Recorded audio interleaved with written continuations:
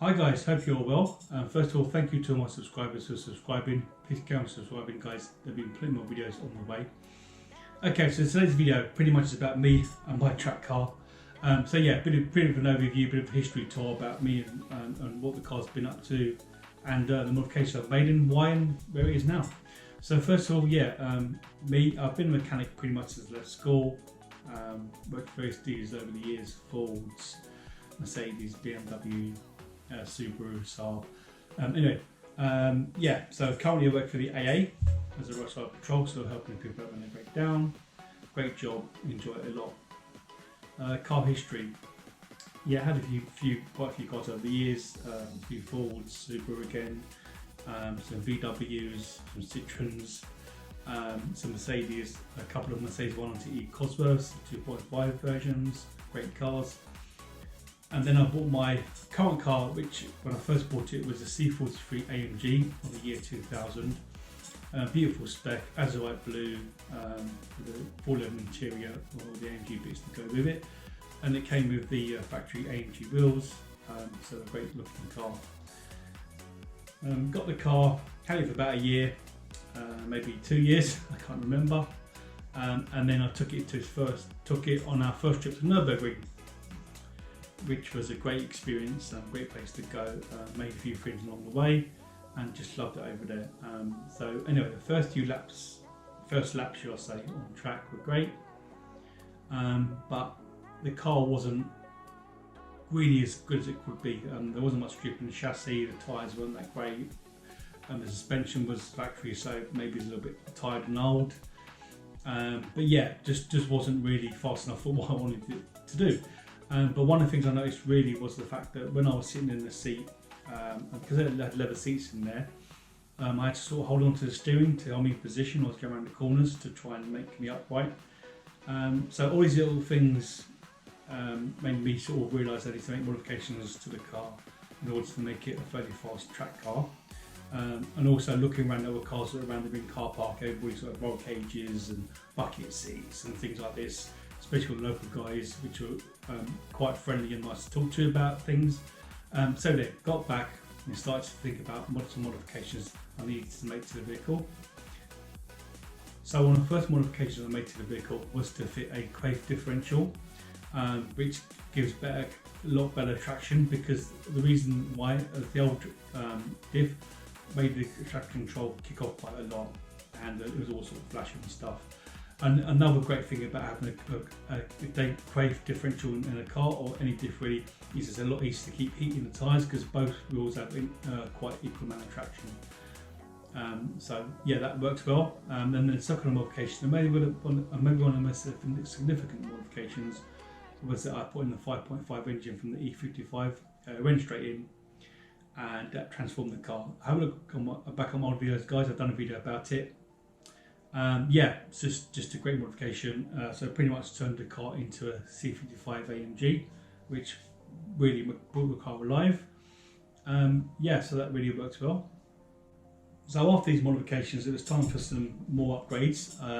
So I decided to rip out the interior. So the factory weight of the vehicle is 1,670 kilos.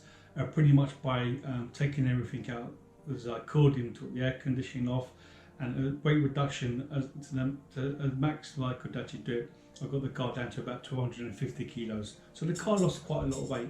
Anyway, in this process I put in a roll cage, some competition seats, a smaller steering wheel, and some other modifications. Also put on some bigger front brake calipers on the front from the SLK 55 AMG, which in me doing that, I had to shorten the anti-roll bar to get full lock, which stiffened the front of the suspension by quite a bit. And also put on a KW competition suspension, which worked really well. And then I went back to Nürburgring, which made the car a lot more drivable, could do consistent lapping without worrying about the brakes overheating like it did on the first trip.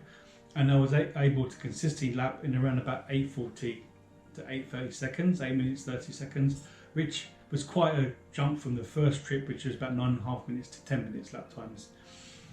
So yeah, the modifications that I made to the car for the second trip worked out quite well.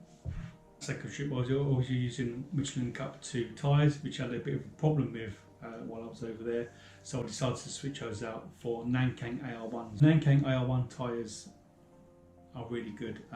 They're very quick to heat up, they're consistent, and they're a great tyre. So basically with the Nankang tyres, I was running 255 35 18 front tyres and 295 30 18 rear tyres, and the car had a lot more grip in it. They worked really well. Then I did a few UK track days with that setup. Car felt really good, Snetterton a few times and other UK tracks. And yeah, but there was always, now the car's got to that kind of level where it was really sort of picking up, the chassis was getting stronger and so on. So the next modification I made was to fit a manual transmission to the vehicle, and I'm pretty sure that I was the first person in Europe, if not the world, to do that to a 202 C55. Great modifications to brought the car alive. The manual transmission transforms the car on track. You can really have the right gear for the right corner, come out of the corner at the right speed, and again it complements the Quaver quite nicely because you're able to keep heating the rear tyres, because you can put the traction down to the road a lot quicker. You call it the manual transmission. And then all the other modifications I made as well is because of the SLK 55 calipers. As I said, I had to cut the anti-roll bar to have full lock. And also they tended to flex a little bit when they were really hot on track. They always braked well, but there was always a sponginess to the pedal. So what I did is I fitted a tilt-in pedal box, so completely got rid of the ABS, so no traction ABS, and then also I fitted AP Racing Radical calipers to the front. And what I did by fitting the calipers to the front is I was able to take the anti-roll bar back to the factory location, as you'll see in the picture now. And what that did is that actually gave me more flexibility in front suspension, because that's the way the car was designed originally. So I was able to get more chassis tuning out of the car. I had that done a couple of times. I've had it gone to somebody to get corner balance, but the last guy who did it, Chris from All Square Rapper Wide, did a great job, and the car felt really good on track. So that's where the car is at the moment. So I just did this track day at Snetterton a few months ago, as you see from the previous videos. And the biggest switch from the car before was I now switched the tyre size again, final time hopefully, to Dunlop Dureza 265 35 18 square setup. And pretty much at Snetterton, my quickest lap previously was about 2:15 on that, on the old setup with the AR1s. Now the current setup with the Dunlops, my optimal lap on the Snetterton circuit is around 2:12. So the Dunlops have made a big leap forward in the grip of the chassis and the way the car drives. So the car's in a great place now, and I'm really happy with it. Really happy with the car, the way it's driving. We're at Bedford in a few weeks with a friend of mine. I'll do a video on that day to, the car gets on. Hopefully you have warmer temperatures, so even more grip out of Dunlops to really push them for their paces.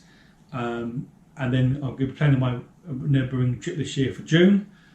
So guys, I'll keep you guys posted, but again, please subscribe to my channel. There'll be more videos on the way. If there's anything you want me to know about more, please leave the notes below, and I will try my best to make a video about it. But for now guys, please take care, good luck, and see you soon.